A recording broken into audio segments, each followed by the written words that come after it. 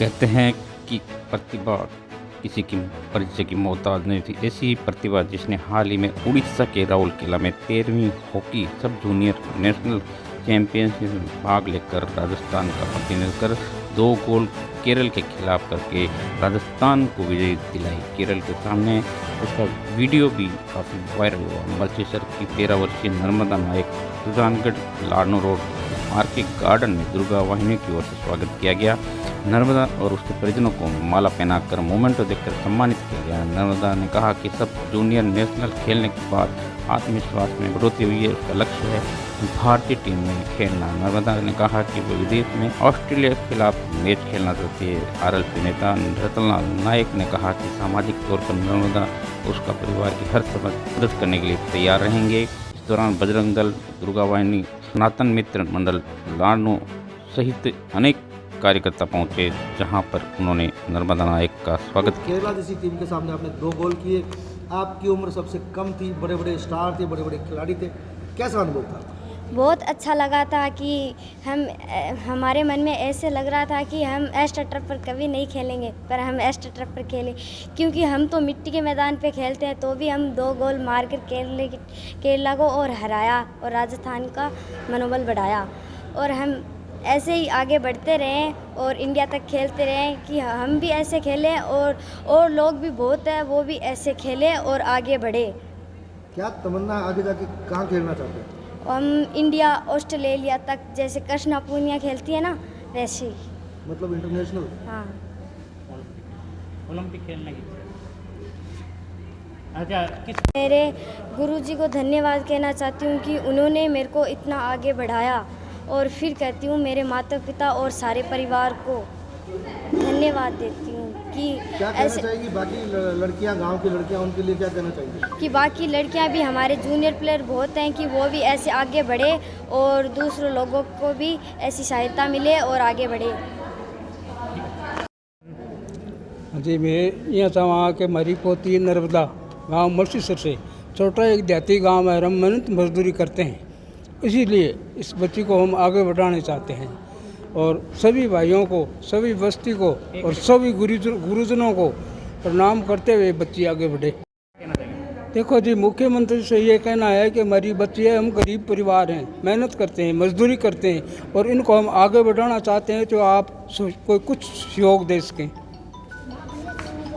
National स्तर पर खेली है। मैं बहन नर्मदा दी को सबसे पहले बहुत बहुत धन्यवाद और गहराई से इसका स्वागत करना चाहता हूं कि हमारी समाज में नहीं, पूरे हिंदुस्तान में इतनी छोटी उम्र में बहन नर्मदा ने जो हिंदुस्तान का नाम रोशन किया, उसके लिए मेरे दिल से इनको धन्यवाद देना चाहता हूं। और साथ ही साथ में ये नर्मदा को कहना चाहता हूं कि बेटी भविष्य में आगे बढ़ती रहे, मनोबल गिरे नहीं। हम जैसे इस तुम कहेंगे तब हमेशा तैयार मिलूँगा, और जब तुम्हारी जो आवश्यकता हो तो इसके पिताजी और इसकी माता को मैं कहूँगा कि मेरी जहाँ ज़रूरत पड़े वहाँ मैं तैयार रहूँगा। और समाज का तो नाम रोशन किया ही किया है, हिंदुस्तान का।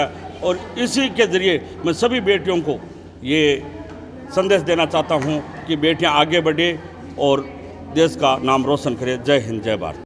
हाल ही में मल्चेश्वर गांव की एक ऐसी प्रतिभा जिसने हिंदुस्तान में नाम रोशन किया हॉकी खेल में, 13 वर्षीय नर्मदा हमारे बीच में है। बातचीत करना चाहें, किस तरह की परफॉर्मेंस दी आपने, क्या कहना चाहेंगे?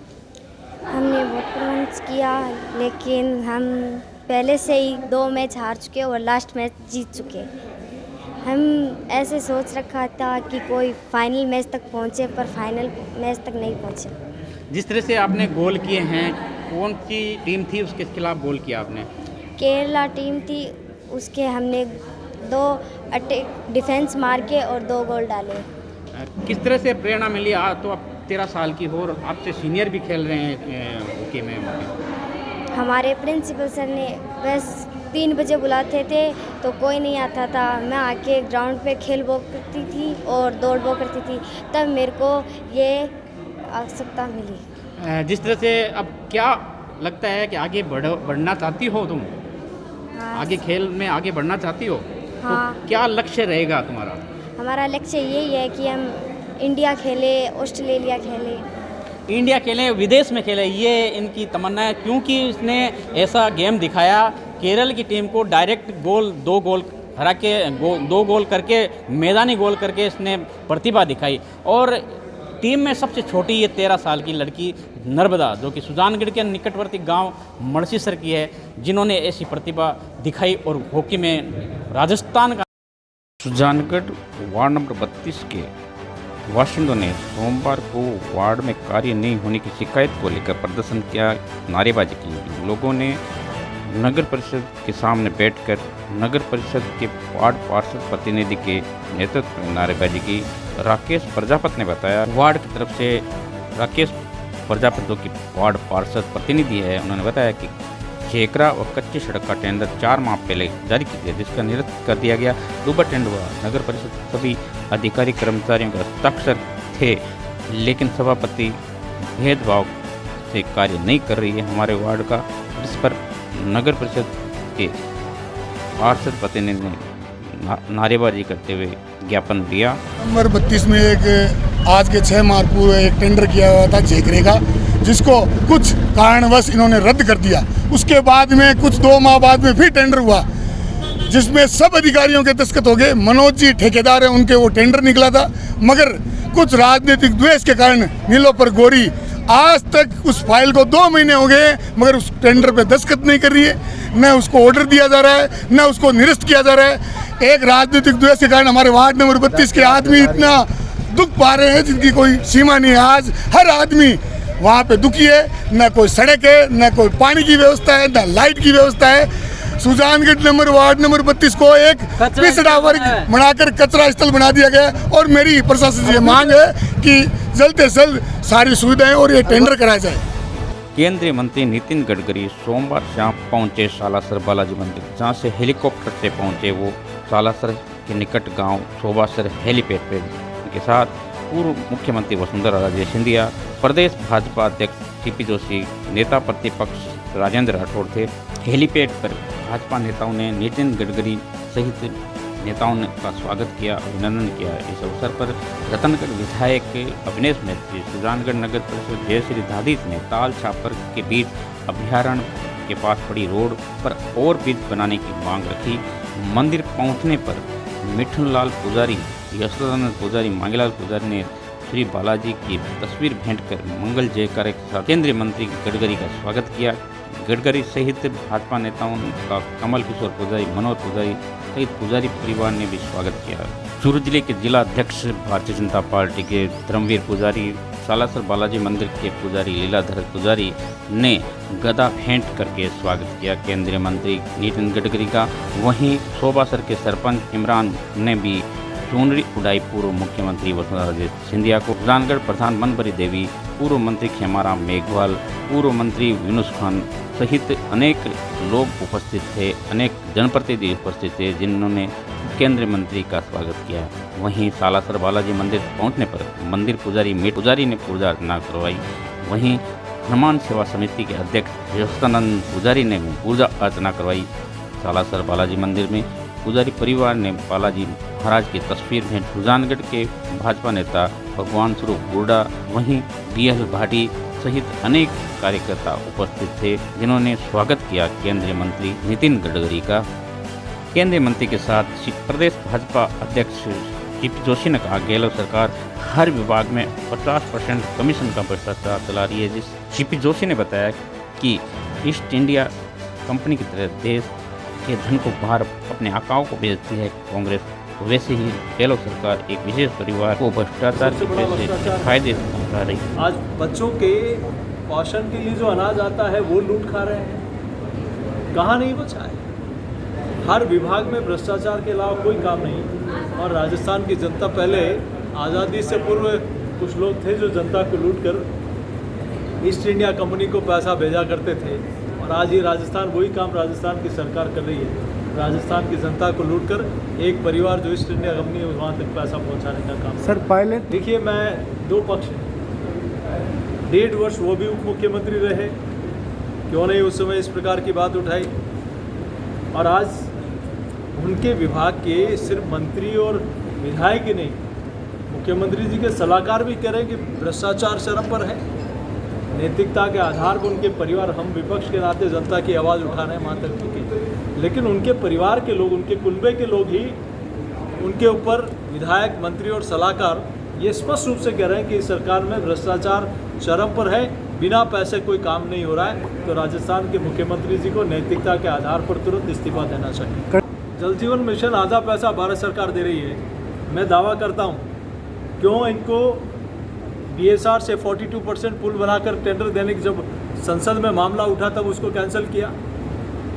कहाँ कितने आप पाइप और जितने टंकी का जो पैरामीटर्स है, जो जिस शेड्यूल में जो पैरामीटर बने हुए हैं, क्या उस आधार पर बने हुए हैं? क्या पोषण के अंदर बच्चों के मिड डे मील में कितना भ्रष्टाचार यहाँ हुआ है, सड़कों में कितना भ्रष्टाचार? आप राहत कैंप की उठा के देख लो, जनता की राहत देने की बात कर रहे हैं। जिस पंखे की कीमत जितनी है उससे ज़्यादा उसका किराया कैंप में, जिस कूलर की कीमत जितनी उससे ज़्यादा किराया वहाँ कैंप में लगाने का उसका किराया, उसका टेंट का। आप खुद एग्जामिन करें, मैं मीडिया के मित्रों से भी कहूँगा, आप खुद एग्जामिन करें कि कितना भ्रष्टाचार होगा जब विधानसभा में पूरे प्रदेश की जनता के लिए अलाउंस कर दिया कि हम पेंशन बढ़ाएंगे, हम बिजली में 100 यूनिट फ्री करेंगे, तब वो सबके लिए हो गया।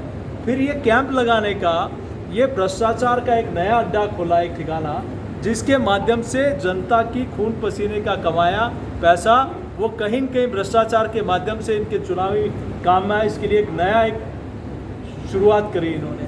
जब आपने विधानसभा में अनाउंस किया कि हम इस प्रकार की राहत देंगे, तो फिर ये करने की आवश्यकता क्यों पड़ी? जब आपने 4.5 वर्ष पहले कहा था कि महंगाई कम करेंगे, तो आज मेरा गहलोत साहब से आग्रह है कि आप डीजल। मेरे विधानसभा क्षेत्र रतनगढ़ के छापर कस्बे को जोड़ने वाली सड़क को पिछले समय में बंद कर दिया गया था। वो अभयारण्य के बीच में से सड़क जा रही थी। ऐसी स्थिति में वो सड़क स्ट्रेट टाइम से चल रही थी, उसमें किसी तरह की कोई बाधा नहीं थी, लेकिन फिर भी वो सड़क बंद हो गई। हमने माननीय केंद्रीय मंत्री गडकरी जी से ये अपील की है, उनसे ये मांग की है कि आप केंद्रीय स्तर के ऊपर बजट दे करके इस पे एलिवेटेड रोड बना दें, जिससे छापर कस्बा जो कट गया है वो कस्बा वापस जुड़ जाए। और ये स्टेट में नोखा आगे जाने वाली सड़क भी है, इसमें बहुत आवागमन है, छापर कस्बा भी कटा हुआ महसूस करता है। मैंने इसके लिए विधानसभा में भी मांग उठाई थी, मैंने राज्य सरकार से भी कहा है, राज्य सरकार यदि प्रपोजल बना करके केंद्रीय मंत्री जी को भेजती है, क्योंकि ये स्टेट की रोड है, तो राज्य सरकार के ऊपर निर्भर करता है कि राज्य सरकार इसके ऊपर किस तरह से एक्शन लेती है। ये एक्चुअली सेंटर का काम नहीं है, नेशनल हाईवे देखते हैं ये लोग तो, लेकिन फिर भी क्योंकि हमारी पार्टी के नेता है, हमने इनके माध्यम से ये कहा है कि आप भी राजस्थान सरकार को लिख करके भेजो। यदि बजट की कमी राजस्थान सरकार के पास में आती है तो बजट हम गडकरी जी से दिलाने के लिए तैयार हैं, लेकिन गडकरी जी इस रोड को कर नहीं सकते हैं जब तक राज्य सरकार इसके अंदर परमिशन नहीं देती है। ऐसी स्थिति में राज्य सरकार से मैं मांग करता हूँ कि ये जनता से जुड़ा हुआ मुद्दा है, इस मुद्दे के ऊपर ध्यान देकर के इस सड़क के ऊपर एलिवेटेड रोड बनाने का प्रस्ताव लेकर के माननीय केंद्रीय मंत्री जी को भिजवाने की कृपा करें। जिस तरह से पूर्व मुख्यमंत्री वसुंधरा राजे और राजेंद्र राठौड़ भी यात्रा में आ जाए हैं, क्या कहना चाहिए? देखिए, भारतीय जनता पार्टी की राष्ट्रीय उपाध्यक्ष हैं वसुंधरा राजे जी, हमारी 2 बार मुख्यमंत्री रही हैं। हमारे नेता प्रतिपक्ष राजेंद्र राठौड़ साहब हैं, हमारे प्रदेश अध्यक्ष जी हैं। हमारे यहाँ तो सब एक साथ में हैं, हमारे केंद्रीय मंत्री नितिन गडकरी जी हैं, सारे कार्यकर्ता, भारतीय जनता पार्टी के कार्यकर्ता सभी यहाँ पर उपस्थित हैं। इसमें ये तो कोई सवाल ही नहीं हुआ साहब। धन्यवाद। जिस तरह से आज केंद्रीय मंत्री आए हैं, कार्यकर्ताओं का स्वागत किया, क्या कहना? देखिए, आज केंद्रीय मंत्री महोदय का राजस्थान में 3 स्थानों का दौरा रहा और तीनों जगह बहुत शानदार तरीके से कार्यक्रम हुए।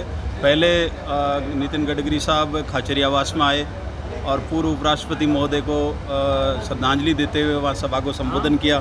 फिर खाटू श्याम जी गए, खाटू श्याम जी में NHI के अधिकारियों से राजस्थान में NHI के जो प्रोजेक्ट है उनकी समीक्षा भी करी और मंदिर दर्शन भी किए और उसके बाद सालासर आए। तो निश्चित रूप से राजस्थान के लिए गडकरी साहब का इतना लंबा दौरा निश्चित रूप से राजस्थान के लिए अच्छा फ़ायदे का सौदा सिद्ध होगा। एक हमने हनुमान सेवा समिति सालासर के माध्यम से और मेरी ओर से भी हमने गडकरी साहब से निवेदन किया है कि वर्तमान में नेशनल हाईवे जो है वो 4 लेन का काम चल रहा है। आज जो सालासर स्टेशन हो गया, सालासर ऐसा धार्मिक स्थल है जहाँ पे VIP हर महीने 4-5 अच्छे हेलीकॉप्टर से आते हैं, तो एक हेलीपैड जो है वो सालासर के नज़दीक बनना चाहिए। अभी जो हेलीपैड बना रहे हैं वो सोबासर गांव को क्रॉस करते हुए बनाया है, ठीक है ना।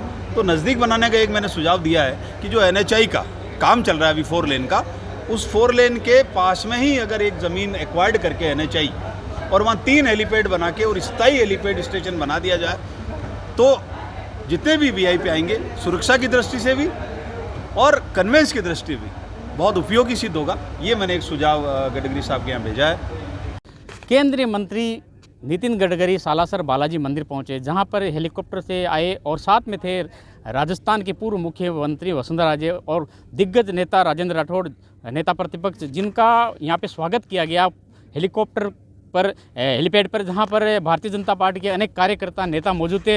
रतनगढ़ विधायक अविनेश महर्ती और पूर्व मंत्री यूनुस खान, पूर्व मंत्री खेमाराम मेघवाल सहित अनेक जनप्रतिनिधि मौजूद थे। साथ ही भारतीय जनता पार्टी के SC मोर्चा के BL भाटी ने भी स्वागत किया। मैं बताना चाह रहा हूं कि सालासर बालाजी मंदिर में पहुंचकर उन्होंने पूजा अर्चना की। पूजा अर्चना से पूर्व गेट पर ही, मंदिर परिसर के गेट पर ही पुजारी परिवार ने स्वागत किया केंद्रीय मंत्री नितिन गडकरी का, जहां पर यहाँ पे हेलीपैड पर भी एक ज्ञापन दिया गया जो कि नेता प्रतिपक्ष जयश्री धाधीज द्वारा था और साथ में अविनेश महर्ती रतनगढ़ थे, जिन्होंने ध्यान दिलाया जो कि अभयारण्य है छापर का, जिसमें एक फ्लाई ओवर बनाने की मांग थी ताकि हिरणों की सुरक्षा है। शैलेंद्र राठा की एक रिपोर्ट।